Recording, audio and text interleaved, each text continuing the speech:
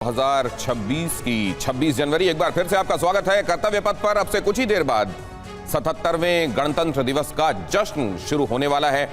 कर्तव्य पथ पर कुछ देर बाद प्रधानमंत्री पहुंचने वाले हैं, राष्ट्रपति उसके बाद यहां पहुंचेंगी। कर्तव्य पथ पर हिंदुस्तान का शौर्य पूरी दुनिया देखेगी। 77वां गणतंत्र दिवस कई मायनों में खास है क्योंकि ऑपरेशन सिंदूर के बाद यह पहला गणतंत्र दिवस है। गणतंत्र दिवस समारोह को लेकर दिल्ली से लेकर कश्मीर तक जबरदस्त उत्साह है।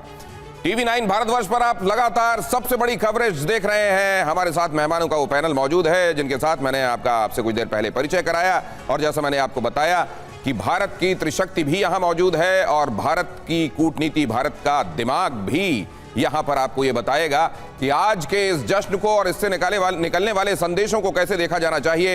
एक बार फिर से आपको बता दूं, जनरल वी के दत्ता हमारे साथ मौजूद हैं जो कि आर्मी को यहां रिप्रेजेंट कर रहे हैं और बताएंगे कि क्या क्या नवाचार, खास तौर से जब आज वॉर लैंडस्केप एकदम बदलता जा रहा है, क्या क्या वो चीजें हैं जो भारत जिनको सामने रखते हुए खुद को फ्यूचर रेडी कर रहा है। हमारे साथ कमोडोर कार्तिकेय काले सर भी हैं जो आपको बताएंगे कि अब भारत का आसमान कैसे और ज्यादा सुरक्षित है और भारत के दुश्मनों के ऊपर कैसे आसमान से वज्रपात होगा। और इसके साथ साथ आपको यह भी पता चलेगा कि किस तरीके से नेवी वैसे आत्मनिर्भरता के मामले में इतिहास और रिकॉर्ड यह बताता है कि आत्मनिर्भरता में हम हर गुजरते दिन के साथ ज्यादा सक्षम हुए हैं, लेकिन जब शुरुआत हुई सबसे ज्यादा आत्मनिर्भर अगर हमारी त्रिशक्ति में कोई रहा है शुरुआत से ही तो वो नेवी रही है। और हमारे साथ कमांडर अतुल भारद्वाज जुड़ रहे हैं जो आपको बताएंगे कि अब भारत की नेवी किन किन मायनों में और ज्यादा ताकतवर हो गई। तमाम चुनौतियां जो भारत के सामने हैं उनको देखते हुए ये जो मंत्र है इस बार 26 जनवरी का, भारत की स्वतंत्रता का मंत्र वंदे मातरम और भारत की समृद्धि का मंत्र आत्मनिर्भर भारत, इन दोनों पर ही हम चर्चा करेंगे। दीपक वोरा सर भी हमारे साथ जुड़े हुए हैं।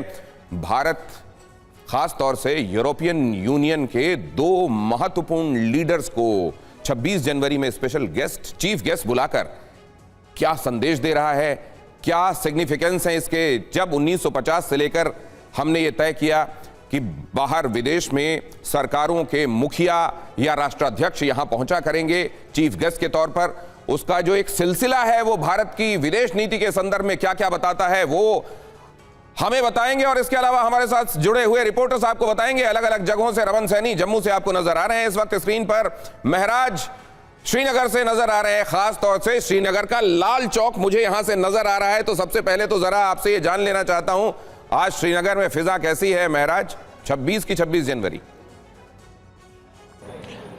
बिल्कुल दिनेश, बता दें आपको कि तापमान जो है वो -3 और -4 के बीच में अभी है और यहाँ पे अभी भी घंटाघर के आसपास जो है एक अच्छी खासी संख्या जो है लोगों और पर्यटकों की जुड़ी हुई है।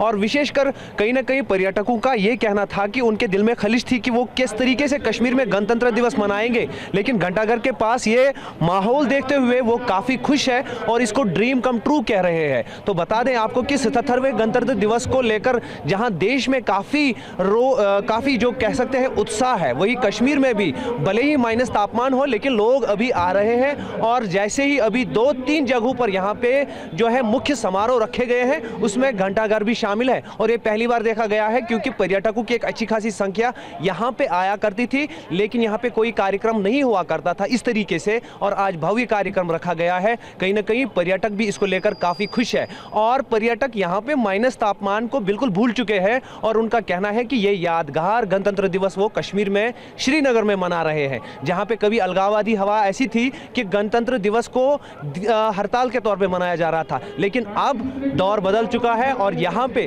पर्यटक भी तिरंगा फहराते हुए गर्व महसूस कर रहे हैं। जी दिनेश, कमाल की बात। ये जो ऑब्जर्वेशन है आपका, वो लोग खास तौर से जो सवाल पूछते हैं कि कश्मीर में क्या बदला है उनको देखना चाहिए, जवाब अपने आप इन तस्वीरों में छिपा हुआ है। हमारे साथ रमन भी मौजूद हैं। जम्मू खास तौर से सिक्योरिटी चैलेंजेस हाल के दिनों में यह देखने को मिला कि लगातार एक के बाद दूसरा ड्रोन भेजा जा रहा था उधर से, आप जानते हैं किधर से, और इधर भी पूरी तैयारी थी। उनके इरादे लगातार विफल हम करते रहे हैं और आगे भी वादा है कि और जमकर इनको विफल करेंगे। रमन आपको बता रहे हैं किस तरीके की तैयारियां वहां देखने को मिल रही हैं, क्या क्या अलग इस बार पा रहे हैं रमन? जी हाँ, बिल्कुल दिनेश, देखिए जिस तरीके से मेरी मौजूदगी इस समय अंतर्राष्ट्रीय सीमा के एक अग्रिम चौकी पर है और यहाँ पर आप देखेंगे कि ठीक सामने अगर आप पीछे देखिए तो 135 फीट ऊंचा ये तिरंगा झंडा जो पाकिस्तान के सियालकोट से भी दिखाई देता है, ये न केवल भारत की मजबूत सुरक्षा का प्रतीक है बल्कि सीमाओं पर भी किस तरीके से सुरक्षित माहौल है उस चीज़ का भी संदेश जो है ये तिरंगा झंडा जो है वो अपने आप में देता है। और ये इलाका वो ऐसा इलाका है, सरहदी इलाका, जहाँ पर ऑपरेशन सिंदूर के दौरान आपने देखा था कि बीएसएफ ने इतिहास में पहली बार प्रिवेंटिव स्ट्राइक्स जो हैं वो की गई थी और पाकिस्तान के अंदर जो लॉन्च पैड थे, पाकिस्तान के अंदर जो ट्रेनिंग कैंप थे या फिर वो नोटोरियस पाकिस्तान के रेंजर्स की पोस्ट जहां से लगातार घुसपैठ को फैसिलिटेट किया जाता था, उनको ध्वस्त कर दिया था। और आज एक बार फिर अगर आप देखेंगे तो गणतंत्र दिवस के आसपास में जिस तरीके से आप बता रहे थे कि ड्रोन की घुसपैठ लगातार नियंत्रण रेखा से लेकर अंतर्राष्ट्रीय सीमा तक जो है वो देखी जा रही है। कल रात को भी कठुआ के इलाके में अंतर्राष्ट्रीय सीमा के आसपास में करीबन 5 मिनट तक पाकिस्तानी ड्रोन जो है वो मंडराता हुआ देखा गया, उस पर फायरिंग की गई और उसके बाद वो वापस पाकिस्तान के इलाके में भागता हुआ नजर आया। अब यहाँ से चुनौतियां जो हैं वो कई सारी बढ़ जाती हैं क्योंकि आने वाले दिनों में पाकिस्तान की जो घुसपैठ की कोशिश है, चाहे वो ड्रोन के जरिए हो, चाहे वो सीमा पार कर आतंकियों को घुसपैठ करवाने की हो, वो रुकने वाली नहीं है। और ये चुनौतियों से पार पाते हुए देश के सीमा के ये शूरवीर जो हैं वो हमेशा तत्पर तैयार रहते हैं, मौसम चाहे जितनी चुनौतियां खड़ा हो। कल बीती रात भी देखा कि गणतंत्र दिवस की मध्यरात्रि में 25 और 26 तारीख की मध्यरात्रि में जो सांबा सेक्टर पड़ता है वहां माजरा बीओपी पोस्ट के पास एक पाकिस्तानी घुसपैठ किया, जब घुसपैठ कर रहा था तो वहां से किस तरीके से उसे मार गिराया गया और उसकी बॉडी को जो है वो रिकवर किया गया है। तो संदेश साफ है देश की सरहद से। यहाँ पर अभी ध्वजारोहण हुआ है और बीएसएफ के आईजी शशांक आनंद ने बाकायदा ध्वजारोहण कर तिरंगे को सलामी दी है और संदेश साफ दिया है कि देश मजबूत हाथों के अंदर है और सीमा की सुरक्षा जो है वो पूरी तरीके से अभेद है। किसी भी तरीके से अगर कोई कोशिश होती है तो वो कोशिश को हर हाल में विफल बनाएगी भारत की बीएसएफ। जी ये संदेश लाउड एंड क्लियर जाना चाहिए और जैसा आप कह रहे हैं ये वो झंडा जो सियालकोट तक नजर आ रहा है, ये संदेश है, छेड़ोगे तो छोड़ेंगे नहीं।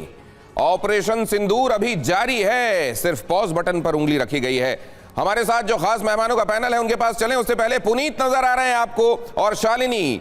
दिल्ली में किस तरीके की सुरक्षा व्यवस्था है, चैलेंजेस जाहिर है, आपको मालूम है लाल किले के करीब धमाका करके ये लोग जो असल में दहशत की दुकान चला रहे हैं, कोशिशें कर रहे हैं कि संदेश दिया जाए, अपनी अपनी बौखलाहट दिखाने की कोशिश कर रहे हैं, उनको यहां पर इस जश्न के दौरान जिस तरीके से अनप्रेसिडेंटेड बनी हुई है छावनी पूरी दिल्ली। पुनीत आपको बता रहे हैं किस किस तरीके की तैयारियां हैं इस बार जो सुरक्षा के लिहाज से 26 की 26 जनवरी को अलग बना रही हैं। पुनीत। बिल्कुल, देखिए 77वां गणतंत्र दिवस है और ऐसे में दिल्ली को अभेद किले के तौर पर तब्दील किया गया है। सिर्फ नई दिल्ली इलाके में 10,000 से ज्यादा पुलिस के जवानों की तैनाती की गई है, जबकि कुल 40,000 से ज्यादा पैरामिलिट्री फोर्सेस और दिल्ली पुलिस के जवानों को पूरी दिल्ली में तैनात किया गया है। हजारों सीसीटीवी कैमरे के जरिए नजर रखी जा रही है। बेहद खूबसूरत तस्वीर इस वक्त दिल्ली में देखने को मिलेगी। आप ये देखिए, पूरी दिल्ली को इस तरीके से सजाया गया, फूलों से सजाया गया है और लिखा गया है 77वें गणतंत्र दिवस की हार्दिक शुभकामना। और इतना नहीं, देश के नौनिहाल अगर आप देखेंगे तो इस तरीके से वो पहुंचे हैं। जो देश के नौनिहाल है, कोई कैप्टन व्योमिका सिंह बनना चाहती है, यहां पर आप देखेंगे तो कोई जो है अलग अलग वेशभूषा पहन के, और सभी देश की सेवा करना चाहते हैं। कुल मिलाकर के जिस तरीके से दिल्ली के लाल किले पर आतंकी हमला हुआ और इस बार भी सबसे ज्यादा टेरर अलर्ट था कि 26